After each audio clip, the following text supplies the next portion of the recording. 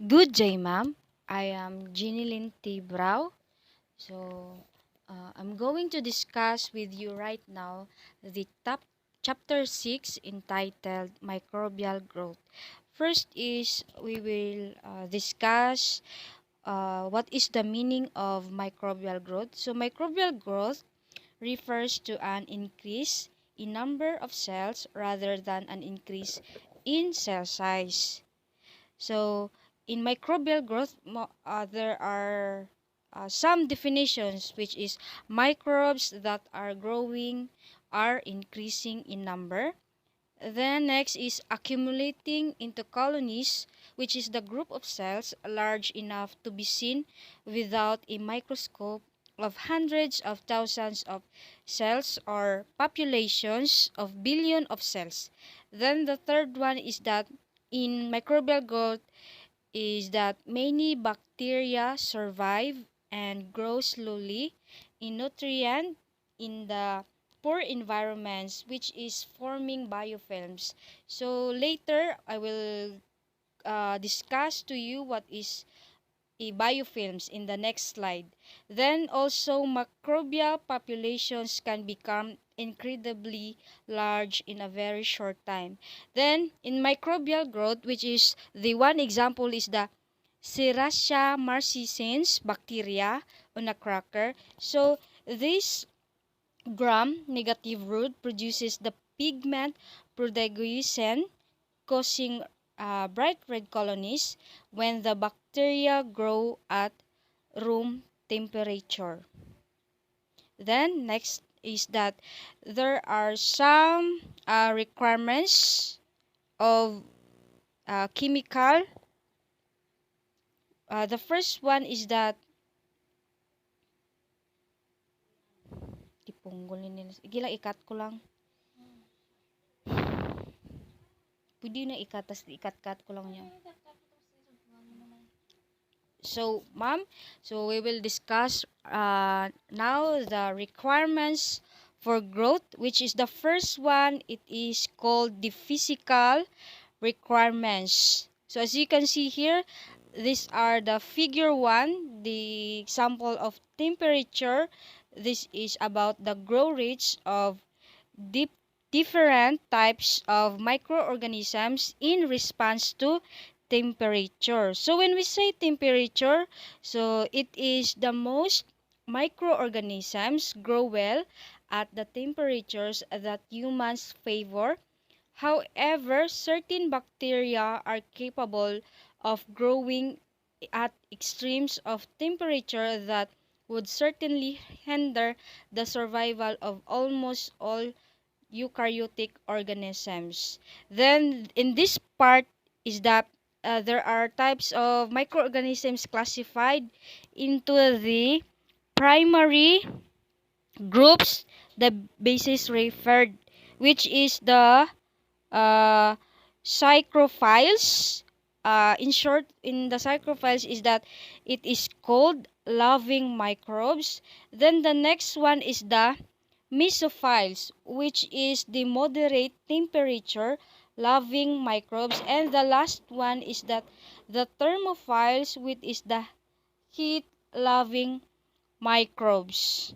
So most bacteria grow only within a limited range of temperatures, and their maximum and minimum growth temperature are only about 30 degrees Celsius apart.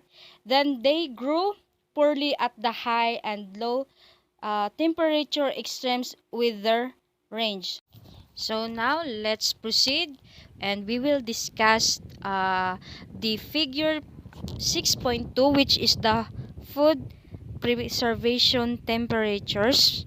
So when we say food preservation temperatures, it is the low temperatures decrease microbial reproduction rates, as you can see the illustration here, which is the basic principle of refrigeration. There are always some exceptions to the temperature responses shown here, which is the example certain bacteria grow well at high temperatures that would kill most bacteria, and a few bacteria can actually grow at temperatures well below in freezing. Then the next slide is the figure 6.3, the effect of the amount of food on its cooling rate in a refrigerator and its chance of spoilage. So in here that notice that in this example the pan of rice with a dip of 5 centimeter 2 inches cold through the incubation temperature range of the Bacillus cereus in about 1 hour, whereas the pan of rice with a dip of 15 centimeter, which is the 6 inches, remained in this temperature range for about 5 hours. Then in the refrigeration, it is the most common method of preserving household food supplies. It is based on the principle that microbial reproductive rates decrease at low temperature. Although microbes usually survive even sub-freezing temperatures, they become entirely dormant. They gradually decline in number. Then some species decline faster than others. The next slide. So as you can see the figure. So now let's proceed to figure 6.4, which is the plasmolysis. So as you can see here the first illustration. It is a cell in isotonic solution. Under these conditions, the solute concentration in the cell is equivalent to a solute concentration of 0.85 sodium chloride. So, in the second illustration, it is called the plasmolysed cell in hypertonic solution, which is if the concentration of solutes such as sodium chloride is higher in the surrounding medium than in the cell, the environment is hypertonic, which is the water tends to leave the cell and the growth of the cell is inhibited. So, the growth of the cell is inhibited as the plasma membrane pulls away from the cell wall. Thus, the addition of solutes or other solute to a solution, the resulting increase in the osmotic pressure can be used to preserve foods. Salted fish, honey, and sweetened condensed milk are preserved largely by this mechanism. The high salt or sugar concentrations draw water out of any microbial cells that are present and thus prevent their growth. So, okay, so now let's proceed to the chemical requirements. So in the part of chemical requirements, there are some other parts. The first one is the carbon, then the nitrogen, sulfur, and phosphorus. The third is the trace elements and oxygen. So now let's first discuss what is carbon. So carbon is the structural backbone of living matter. It is needed for all the organic compounds that make up a living cell. And then half example is the dry weight of a typical bacterial cell is carbon. Then heterotrophs get most of their carbon from the source of their energy, organic materials such as proteins, carbohydrates, and lipids. Now let's discuss the nitrogen, sulfur, and phosphorus. The first one is the nitrogen. So nitrogen organisms use nitrogen primarily to form the amino group of the amino acids of proteins. Then other bacteria use nitrogen from ammonium ions. So as you can see the symbol of ammonium ions NH4+, which are already in the reduced form and are usually found in organic cellular material.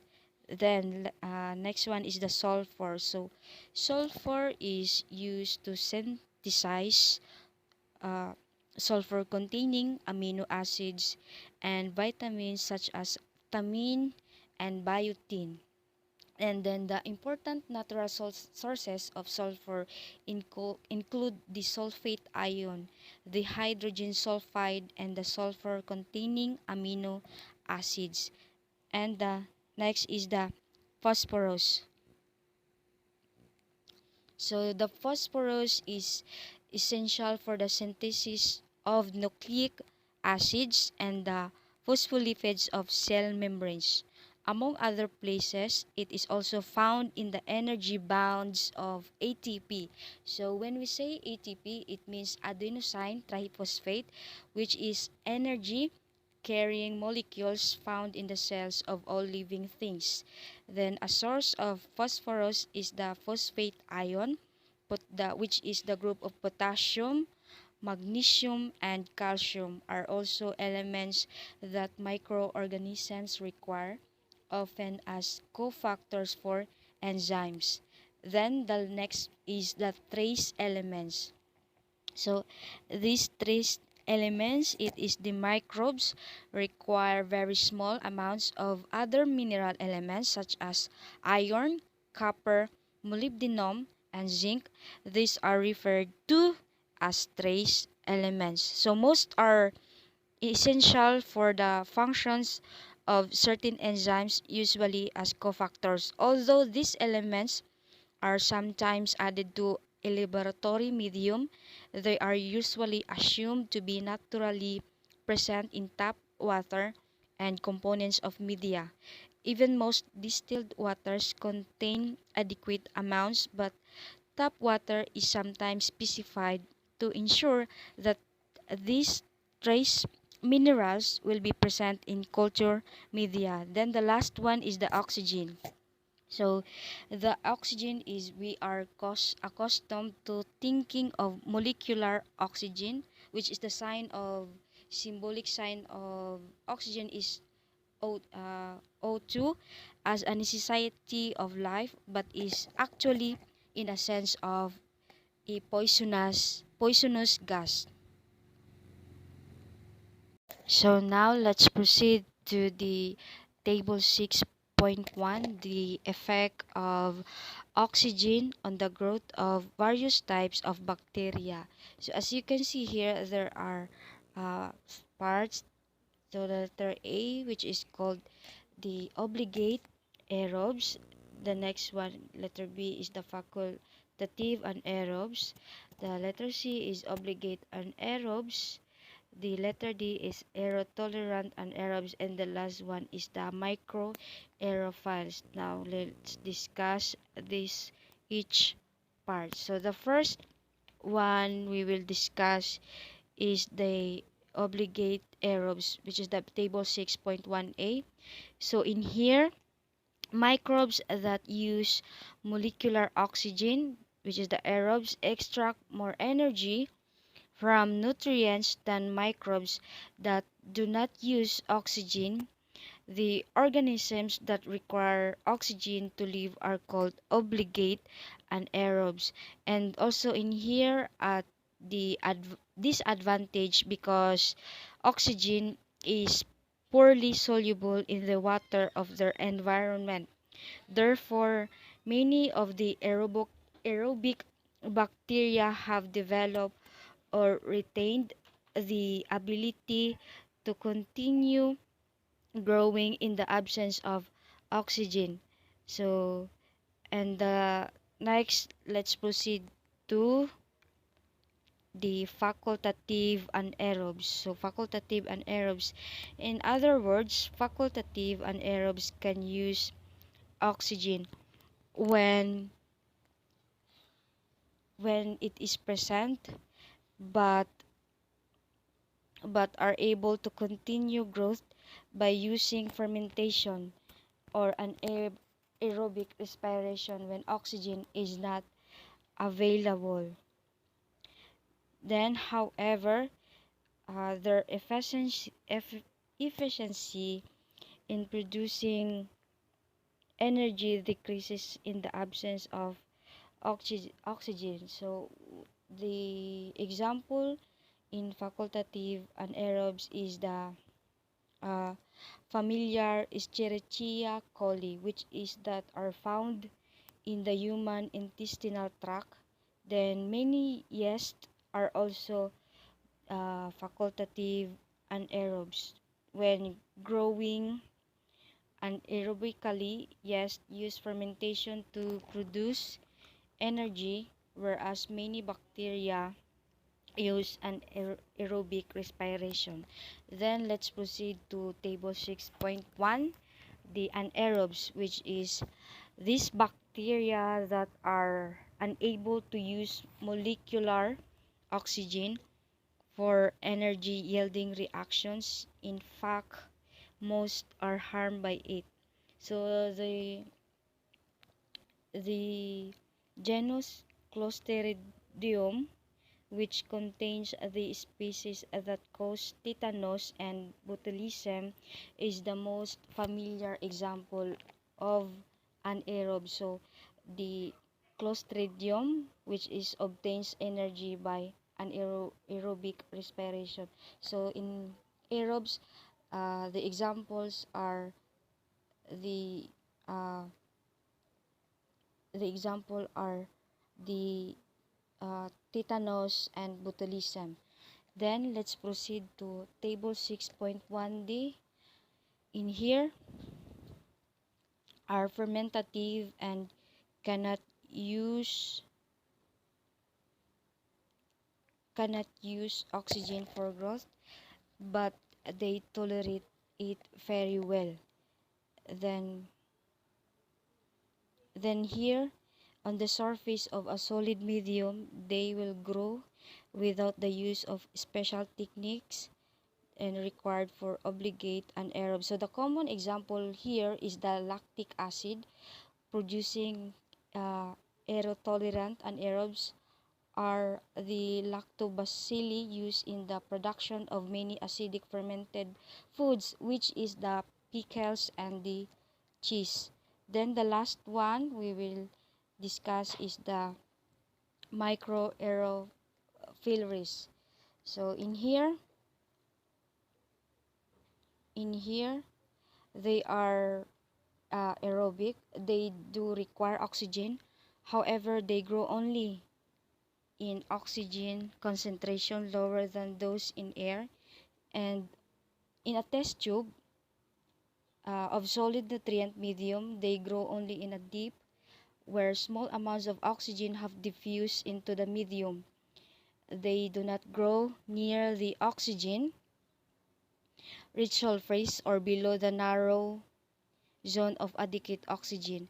So this limited tolerance is probably due to their sensitivity to superoxide radicals and peroxides, which they produce in lethal concentrations under oxygen rich conditions. So uh, and now in the figure 6.5 biofilms, I'm going to pass it to my partner. So that could be all. Thank you.